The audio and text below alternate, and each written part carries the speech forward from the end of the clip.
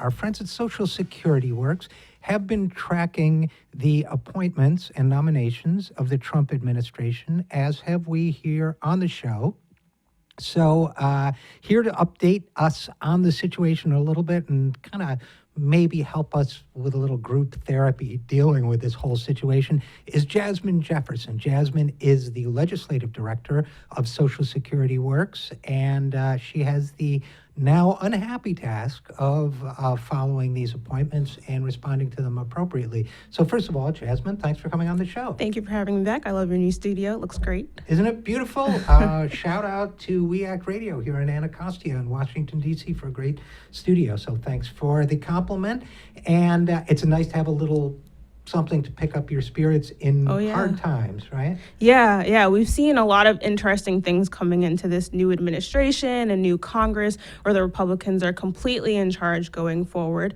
And so President Trump has brought forward nominees. In particular, we are very focused on his cabinet nomination for the Department of Homeland Security, or not Homeland Security, Health and Human Services, as well as his director for the Office of Management and Budget. Both of these roles are important when you talk about Social Security, Medicare, and Medicaid, most importantly. Yeah, they really are. And, I know years back when Paul Ryan, who's now Speaker of the House and part of this party, a power player in this party that runs everything now, when he first put out his budget that was privatizing Medicare, a number of us, I myself did some calculations to show that the increasing cost of medical care would pretty quickly eat up your entire Social Security check. So there's nothing that other things do, but I'm not sure anything affects Social Security, folks on Social Security more than what happens to their health care, right? Exactly. So when Donald Trump moved forward and he's nominated Representative Tom Price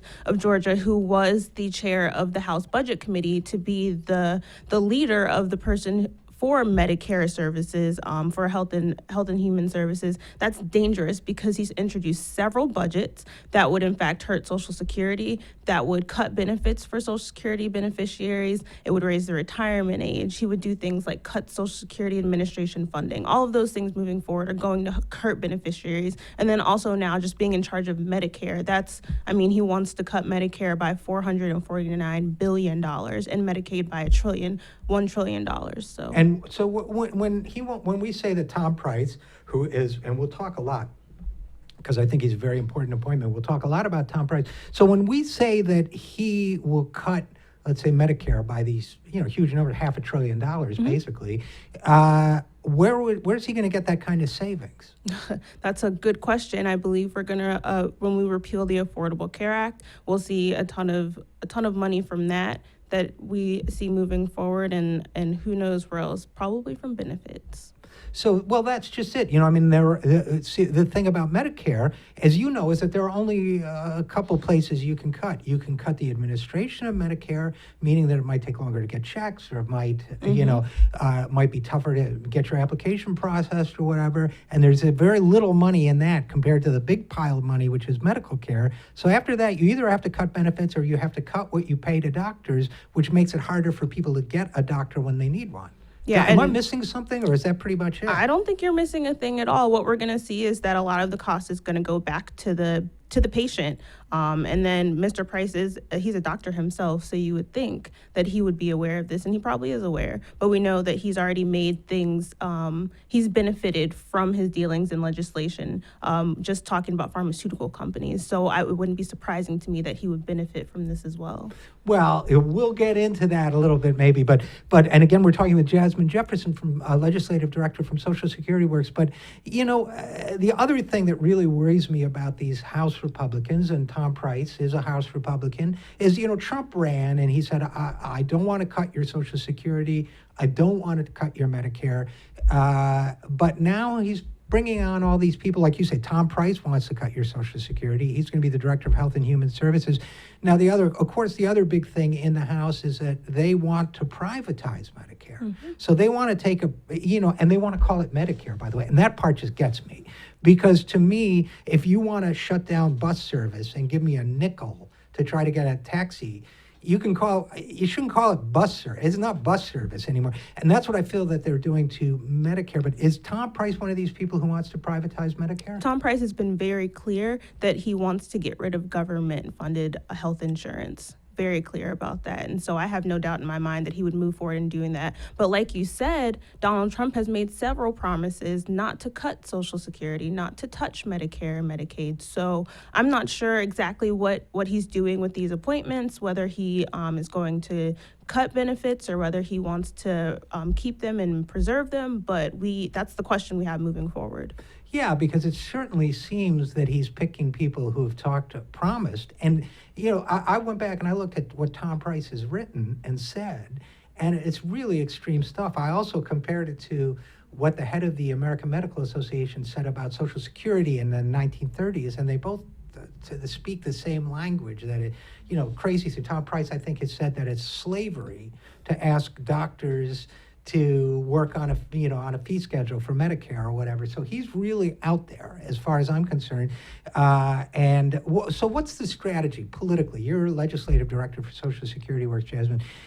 What's the strategy to prevent this from happening, to hold Trump to his commitments or his promises that he made to voters when he was running not to to these programs? Yeah, so what we want to do is, I would say, two things. So one, we want to make sure that we hold the Trump administration accountable by calling in to his administration and saying, hey, you need to pull these nominees away because they're not good enough. But on the other side, on the congressional side, the Senate Finance Committee is going to have to vote Tom Price through or vote him down. And so we need the Senate Republicans to take a stand and say that they're going to protect and preserve these programs. And then if that nomination goes to the floor, at all times during this Congress, we will need 3 Senate Republicans to decide to vote with the Democrats in order to vote down any nomination, to stop any legislation or anything like that. And there are some Senate Republicans who we might see flip to that side just based on the votes that we saw during the original budget resolution earlier this year. Well, that's just what I was going to ask you, is whether it's even possible, given, I tend to think of the Republican Party as a very far right, or it's not Dwight Eisenhower's party anymore. But you're saying that you've seen this defections or signs that some Republicans might defect, right? Yeah. So who are these Republicans? Yeah, so I would say just first, namely, we see Senator Susan Collins out of Maine. She's been known in the past to be very friendly to seniors, and that's important to her state. And so moving forward, we think that Susan Collins would be an incredible target. Also, Dean Heller out of Nevada, same thing. He's defected already during the budget resolution votes when we talked about drug prices, when we talked about seniors. And so he's another option. There are a couple others who were like, well, maybe they'll be on our side, but we're not sure. So, Murkowski out of Alaska or Flake out of Arizona, we're not sure where they stand or if they just want to vote against Trump, where they'll be. So, okay, we talked about Tom Price, and it seems like, from talking to you, Jasmine, it seems like there's an outside chance, but a chance. There's a chance to block him. And I think, sometimes I get a little fatalistic. Sometimes I think, well, you stop one of these people, he'll nominate somebody just as bad. But it seems to me that if you stop Tom Price because of his record of wanting to cut Social Security and Medicare and how that's different from what Trump promised, it seems to me that that would send a message to everybody, a huge message, that you can't nominate that kind of guy going forward, and that you're going to really hurt yourself if you go after these programs. Right? Yeah, and it holds the Trump administration accountable for what they've said in the past. They say they want to drain the swamp, but yet here they are nominating people like Representative Tom Price, someone who's already inside and has already done things to just completely contrary to the things you promised in your campaign. And so we've seen him try to stick to other campaign promises. He wants to build a wall. He said he's going to build a wall. So if he can keep that promise, I think he can keep the promise to seniors to protect Social Security, Medicare, and Medicaid. If he can keep the bad ones, he can keep the good ones. Exactly. And while we're on this subject as they say, personnel is policy, right? When the people you pick are going to decide what happens.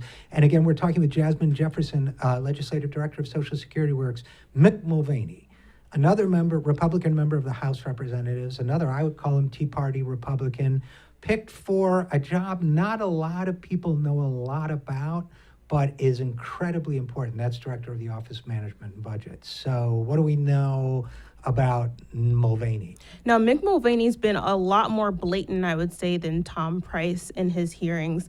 If you are unaware, his job would be more to work with the president about his priorities when we talk about the budget and about funding.